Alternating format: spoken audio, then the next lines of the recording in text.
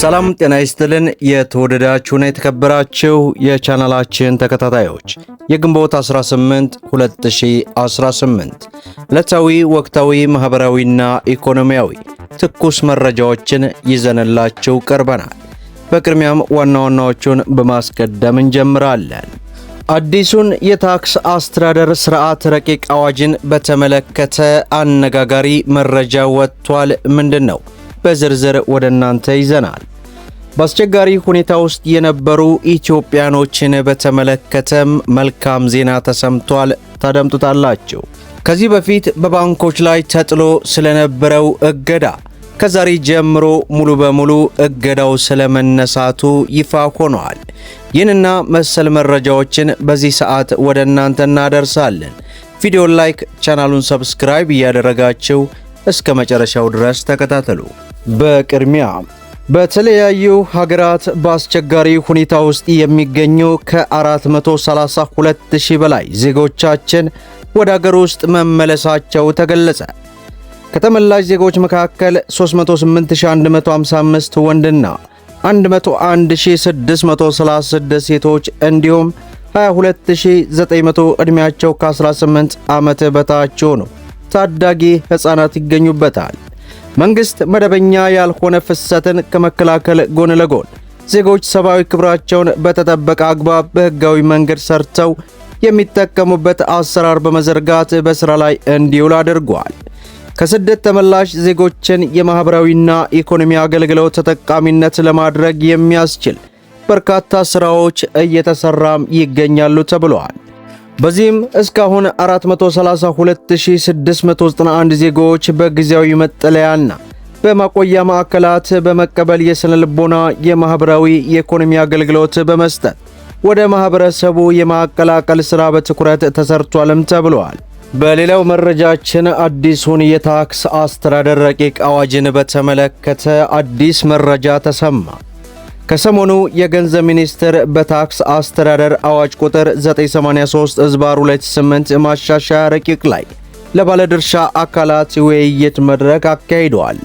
በውይይቱ ላይ የተሳተፉ የዘርፉ የሕግና የገንዘብ ባለሙያዎች በረቂቅ አዋጁ ላይ ያነሷቸው ስጋትና ከፍተኛ ተቃውሞ ያነሱ ሲሆን ከመንግስት ወገን ደግሞ የማሻሻያ አስፈላጊነት የሚከላከሉ ምላሾች ተሰጥተውበታል።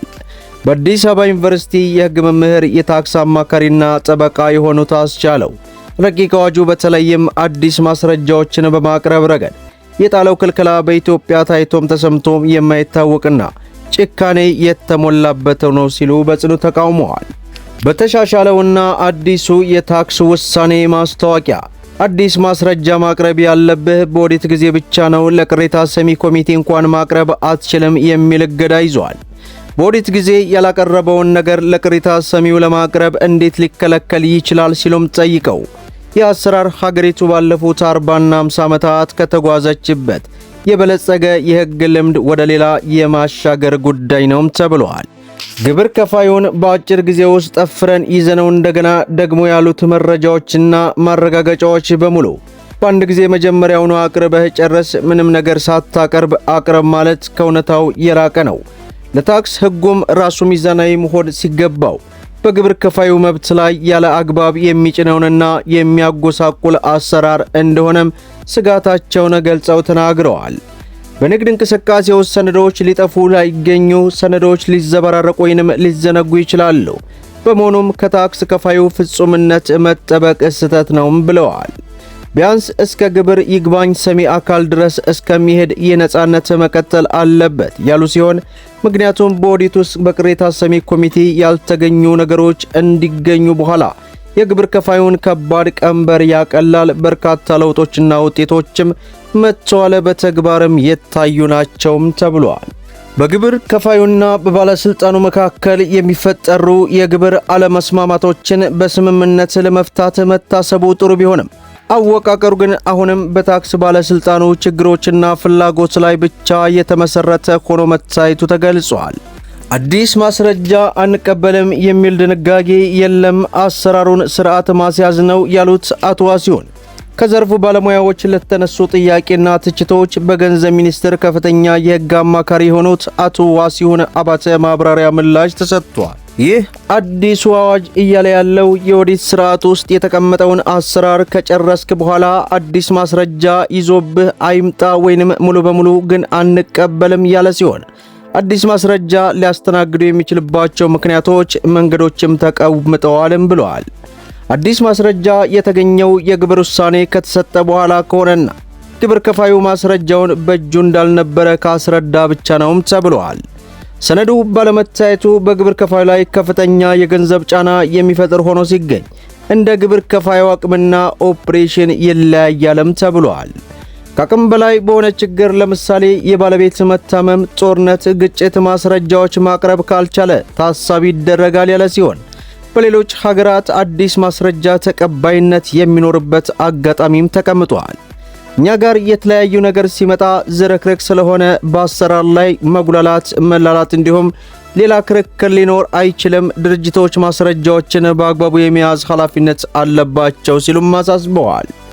አለመስማማቶች በስምምነት ለመፍታት የተዘረጋውን አሰራር ገለልተኝነት አስመልክቶ አቶ ዋሲሁን ማብራሪያ የሰጡ ሲሆን በሁለቱም ወገኖች መካከል የሚፈጠሩ አለመግባባቶችን የሚፈታው ገለልተኛ አካል ጉዳዩ ለታክስ ባለስልጣኑ ነው ስልጣን የተሰጠው፣ ይህንን ሁሉ ሀገራት የሚያደርጉት ነው ያሉ ሲሆን ትንሽ ራቅ ያለው ገንዘብ ሚኒስቴር ሊያወጣውም ይችላል ማለቱ ተገልጿል።